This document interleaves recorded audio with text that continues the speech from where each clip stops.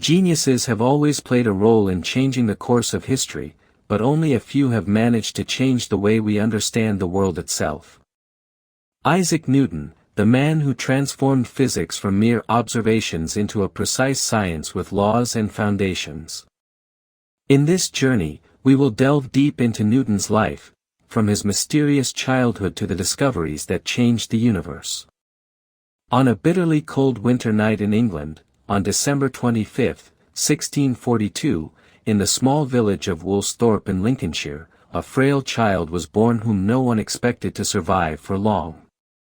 No one imagined that this fragile newborn, who according to doctors had little chance of survival, would later change the course of scientific history. He was born prematurely, small in size and frail in build, to the extent that his mother believed he would survive only for a few hours. But the child lived. His name was Isaac Newton. The world at that time was going through intellectual, political, and social storms. In England, civil war had broken out between the royalists and parliamentarians, and struggles over political and religious identity were tearing the country apart. Amid this tense backdrop, Newton was born fatherless. His father, also named Isaac Newton, had died 2 months before his birth. The father left behind a small farm and some money, but little else. His mother, Hannah Asko, was a strong woman, though modestly educated. 3 years after Isaac's birth, she married a clergyman named Barnabas Smith and moved to another village, leaving Isaac in the care of his grandmother. This event left a deep emotional scar on the child. Being abandoned by his mother at such a young age instilled in him a lasting sense of loneliness and rejection.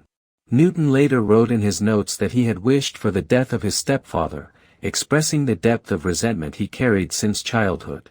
Isaac was not an ordinary child. He was introverted, shy, and preferred solitude and contemplation over playing with his peers. He would spend long hours observing nature, tracing the movement of the wind, the fall of rain, and the reflection of light. At an early age, he began to show extraordinary brilliance. He invented small windmills, primitive mechanical devices, and even a simple water clock, astonishing those around him. That incident ignited an unquenchable desire in him to excel, and he began studying with astonishing dedication. He was so withdrawn that he rarely participated in class. But everything changed one day when he was mocked by a classmate. Despite his genius, he was not initially outstanding at school. He surpassed all his classmates, became top of his class, and the school began to recognize his exceptional abilities. After the death of his stepfather, his mother returned and wanted him to leave school and manage the farm, but one of his teachers insisted that he continue his education. Thanks to that teacher, Newton enrolled at the University of Cambridge in 1661, at the age of 18. That marked the beginning of a radical transformation in his life. At Cambridge, his mind opened up to new worlds of knowledge. He studied the works of Descartes, Galileo, and Kepler, and began questioning many of the old theories. But he was not content with reading. He experimented, observed, and innovated on his own. In 1665, the university closed due to the outbreak of the plague, and Newton returned to his village. There, during 2 years of isolation, he gave the world some of his greatest ideas. During this time, he laid the foundations for calculus and began contemplating the laws of motion and gravity. It is said that he saw an apple fall from a tree in his garden, which sparked the question in his mind, why do things always fall toward the earth? That simple moment marked the beginning of the birth of the theory of gravity. In the solitude of his rural home in Woolsthorpe, Newton began an intellectual journey the world had never seen before. Isolation was not a weakness for him, but a strength that allowed him to focus, reflect, and experiment. During this time, he began laying the foundations for 3 of his greatest achievements: calculus, the nature of light, and gravity. He conducted experiments with light using a glass prism and discovered that white light is composed of different colors of the spectrum. This discovery alone was enough to change the science of optics forever. In mathematics, he developed what is now known as calculus, though he didn't announce it officially at first. While contemplating the fall of the apple, he began connecting the motion of objects on Earth with the movement of planets in the sky. He arrived at a revolutionary idea: there is a single force governing the motion of objects on Earth and in space, gravity. Years passed, and Newton returned to Cambridge, where he became a professor of mathematics and gradually published his work. In 1687, he published his greatest work, Mathematical Principles of Natural Philosophy. This book was not just a scientific work, it was a declaration that would change the face of physics forever. He presented the three laws of motion and formulated the universal law of gravitation. He explained how planets move, why they don't fall into the sun, and how objects fall to the earth. Newton transformed from a frail child not expected to survive into the greatest mind in the history of modern science. But he was not just a scientist, he was a complex man who suffered from bouts of anger, isolation, doubt, and sometimes depression.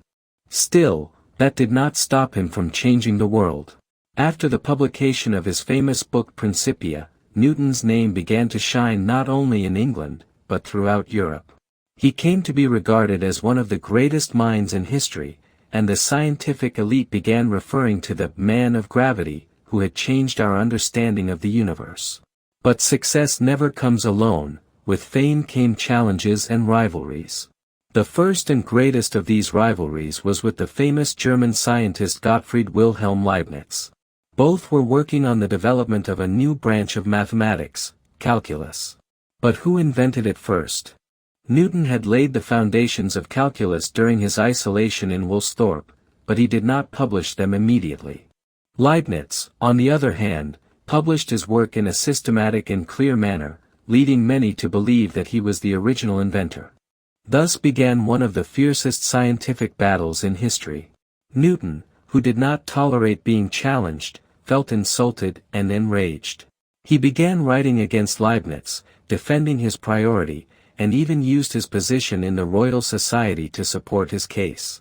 The situation escalated to the point that the investigation committee's report was written by Newton himself, without disclosing his authorship.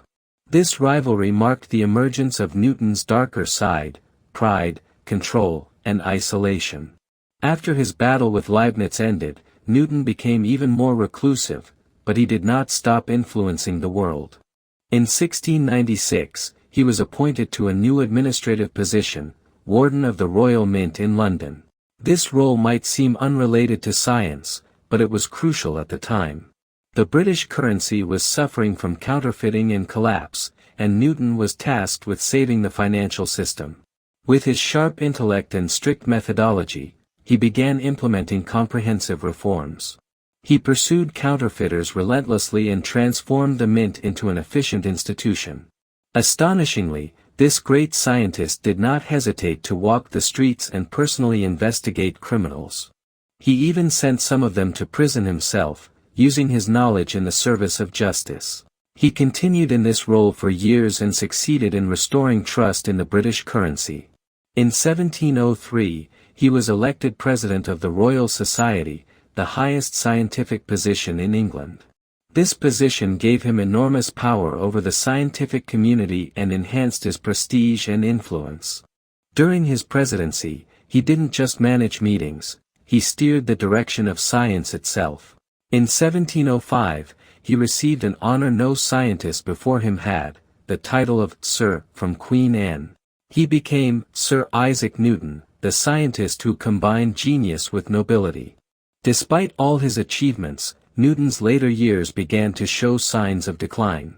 He lived in an elegant house in London, but he rarely received visitors or appeared in public. He spent most of his time alone, surrounded by his old papers and scientific memories. He reviewed his works, reorganized his thoughts, and wrote notes that were never published. And even though he was at the peak of his glory, he felt that science had drifted away from its original spirit. He believed that the new generation of scientists focused on details and forgot the grand foundations. He once wrote, "I do not know what I may appear to the world, but to myself I seem to have been only like a boy playing on the seashore, while the great ocean of truth lay all undiscovered before me." A phrase that perfectly summarizes his deep humility, despite his extraordinary genius. In his final years, he suffered from numerous health problems, especially with his kidneys and bladder. On March 20, 1727, Isaac Newton passed away peacefully at the age of 84. He was buried in Westminster Abbey, alongside the greatest figures of British history. His funeral was attended by nobles and dignitaries, and his death was seen as a national loss. But his legacy was more than books or ideas, it was a scientific revolution that changed humanity forever. Newton changed the way we look at the sky, and at ourselves. Even after centuries, his name still shines in the world's memory as one of the greatest minds humanity has ever produced.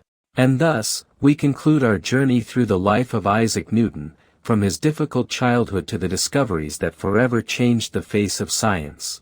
An exceptional mind that never stopped questioning, and never settled for anything less than the essence of truth. Newton left an indelible mark on human history and laid the foundations for a scientific revolution whose effects are still present today. If you enjoyed this journey, don't forget to support us by subscribing to the channel and sharing the video with those who love knowledge.